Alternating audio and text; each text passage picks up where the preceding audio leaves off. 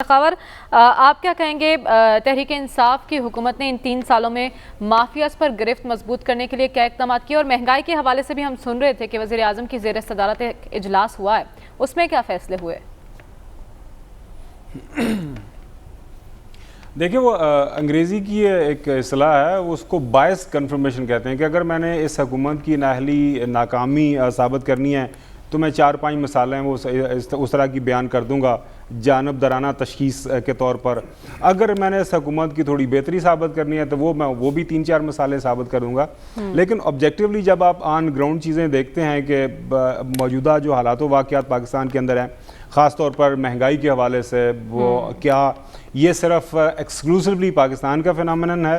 کیا صرف پاکستان میں یہ ساری چیزیں ہو رہی ہیں؟ میرے خیال میں یہ ساری دنیا کے اوپر ساری جو چیزیں لکھی جا رہی ہیں، کیا ساری دنیا کے اندر انفلیشن بڑھ رہا ہے یا نہیں بڑھ رہا؟ بالکل بڑھ رہا ہے۔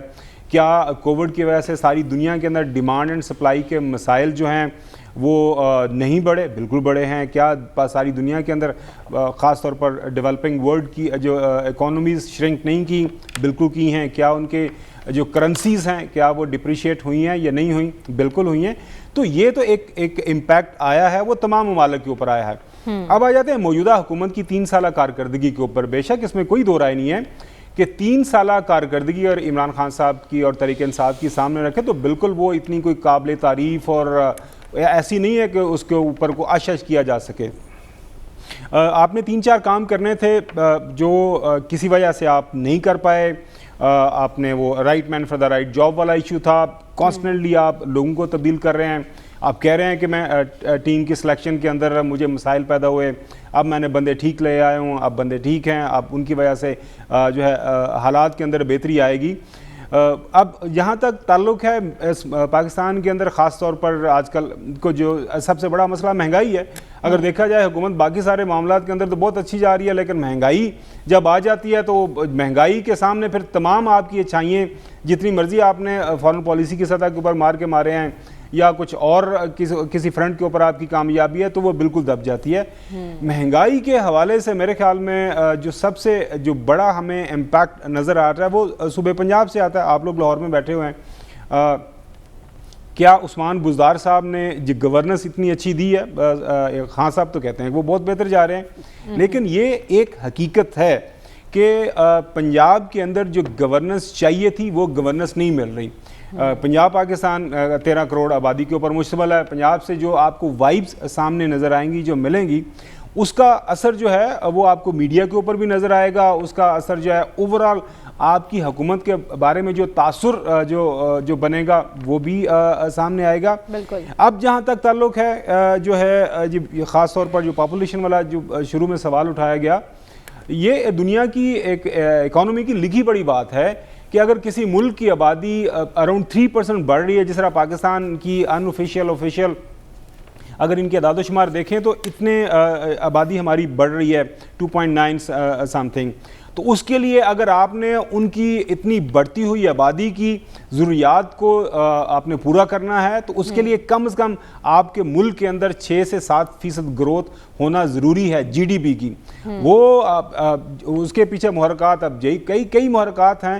آپ نے انڈیا سے جنگ بھی لڑنی تھی، آپ وہاں سے جو چیزیں آ رہی تھی وہ آپ کے وہ جو امپورٹ ایکسپورٹ تھی وہ آپ نے بند کر دی۔ کرونا کے مسائل آگے، وہ اب آپ کے ہاتھ میں کچھ نہیں تھا۔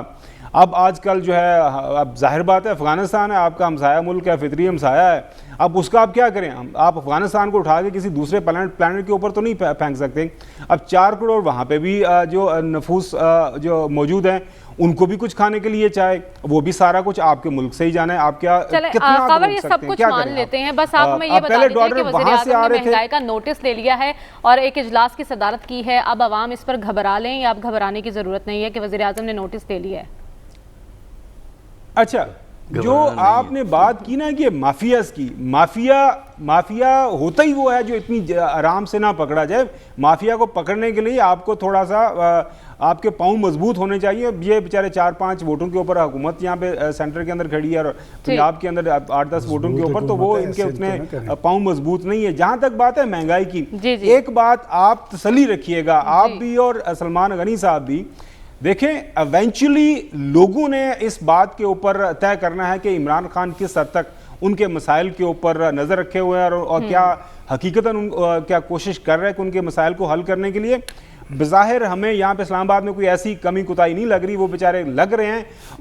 ظاہر بات ہے حالات و واقعات کچھ ایسے ہیں کہ جہاں پہ ان کی ایٹ ٹائمز جو ہے وہ کچھ کرنا چاہ بھی رہے ہوتے ہیں لیکن عام ٹویسٹ ہوتے ہیں. آپ کی جیب میں پیسہ نہیں ہوتا. حکومت کو کمزور نہ کہیں, حکومت مضبوط ہے, کمزور نہ کہیں حکومت کو.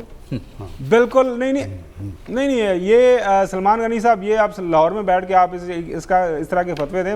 حکومت, آپ کو پتا اس میٹنگ میں آپ بھی تھے, میں بھی تھا, جب بات ہوئی تھی کہ جب میں فیصلے لینے جاتا ہوں تو پھر میرے ساتھ کیا ہوتا ہے, میرے ساتھ کتنے لوگ ہیں, آپ کو پتا, آپ کے سامنے یہ ذکر ہوا تھا پرائم منسٹر صاحب نے. پھر اس ایشو کے اوپر بات کر لیں گے.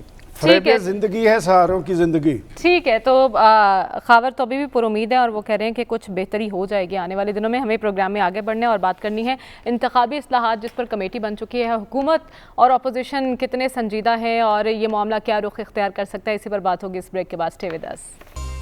ویلکم بیک ناظرین. انتخابی اصلاحات کے سلسلے میں حکومت اپوزیشن کمیٹی کی تشکیل پر متفق ہو گئے ہیں. ایاز صاحب بالآخر مل کر بیٹھنے پر تیار ہو گئے ہیں, حکومت بھی اور اپوزیشن. کیا نتیجہ لگتا ہے آپ کو, نتیجہ خیز ہو سکے گی یہ کمیٹی؟ دیکھیے وہ تو ٹھیک ہے, لیکن جب ہم انتخابی اصلاحات کی بات کرتے ہیں کچھ سمجھنا تو چاہیے کہ کیا پرابلم کیا ہے, ہم کیا چاہتے ہیں. صرف وہ بات کہنے سے تو نہیں بنتی, کس قسم کی اصلاحات ضرورت ہے. دیکھیے, جب پہلی بات ہے کہ بہت سارے الیکشنوں میں اندھیرے جو ہیں وہ اس میں انٹرفیئر کرنے لگتے ہیں. اچھا, اب اس کے لیے آپ کیا کریں گے؟ اب یہ جو 2018 کی الیکشن تھی, ایک سیاسی پارٹی تھی, وہ شاید اب حکومت میں بھی ہے. اندھیرے ہوتے نہیں تھے شام کو کہ ان کی ملاقاتیں ہونے لگ پڑتی تھی. اب خاور گھومن صاحب تو نہیں مانیں گے, پر میں کوئی افسانوی باتیں نہیں کر رہا. اس سے آپ کیا کریں گے؟ یہ جو نواز شریف وغیرہ تھے, یہ تو اندھیرے کے مطلب پلے ہوئے تھے, اندھیروں نے ان کو پالا تھا. اچھا, اس کا آپ کیا علاج کریں گے؟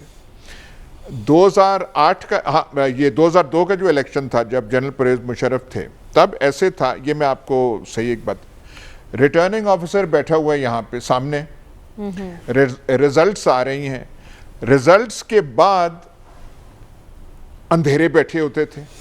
وہ اندھیرے پہلے دیکھتے تھے, وہ کاٹ چھانٹ کر کے ریٹرننگ آفیسر کو پھر وہ جاتا تھا جو اناؤنس کرتے تھے. یہ بالکل 2002 کا الیکشن تھا. 2008 کا الیکشن جو ہے وہ اس لحاظ سے مختلف تھا کہ جنرل کیانی آئے, انہوں نے کہا کہ اندھیروں کی انٹرفیرنس نہیں ہوگی. وہ ایڈوانٹیج کہیں پیپلز پارٹی کو پڑا, کہیں نون لیگ کو پڑا. تو ان چیزوں کا آپ کیا کریں گے؟ ای وی ایم اسی کا تو علاج کہہ رہے ہیں, ٹیکنالوجی. ایاز صاحب وہ کہہ رہے ہیں ٹیکنالوجی اس لیے تو ہم لے کر آ رہے ہیں, ٹیکنالوجی پر تو کوئی چیز اثر انداز نہیں ہوگی. ٹیکنالوجی پرابلم جو ہے وہ پرابلم نہ پرابلم ووٹنگ, وہ جو ہے ووٹ ڈالتے ہیں اس کا نہیں ہے. وہ بیلٹ باکسز کوئی خالی نہیں کرتا کہ بیلٹ باکسز نکال لیے آپ نے, کوئی اور پرچیاں ڈال دی. ایسے بہت کم ہوتا ہے, بہت ہی شاذ و نادر ہوتا ہے. ووٹنگ ہوتی ہے, آپ نے نیوٹرالٹی جو ہے ریٹرننگ آفیسرز کی, وہ پولنگ سٹاف دیکھیں کہ کوئی زیادہ جانبدار نہیں ہے, وہ آپ نے کرنا ہوتا ہے. یہ جو کلچر ہے جو ہمارا یہاں کبھی خراب ہو جاتا ہے ووٹنگ کا, اس کے لیے کوئی قانون آپ نہیں کر سکتے. یہ الیکٹرانک ووٹنگ مشین اس حکومت کا محض شوشہ ہے, پیسے کا ضیاع ہے, اس سے کوئی فرق نہیں پڑے گا. آپ الیکٹرانک ووٹنگ مشین لے آئیں لیکن آپ کے کینڈیڈیٹس جو ہیں وہ اندھیرے سلیکٹ کر کے بنا رہے ہیں, تو اس کا آپ کیا کریں گے؟ وہ الیکٹرانک ووٹنگ مشین اس کا کیسے مداوع کرے گی؟ تو یہ سمجھنے کی یہاں پہ ضرورت. ہاں مل کے بیٹھے ہیں, اچھی بات ہے, کچھ کر لیں, لیکن اس الیکٹرانک ووٹنگ مشین کے بخار سے اس حکومت کو نکلنا چاہیے.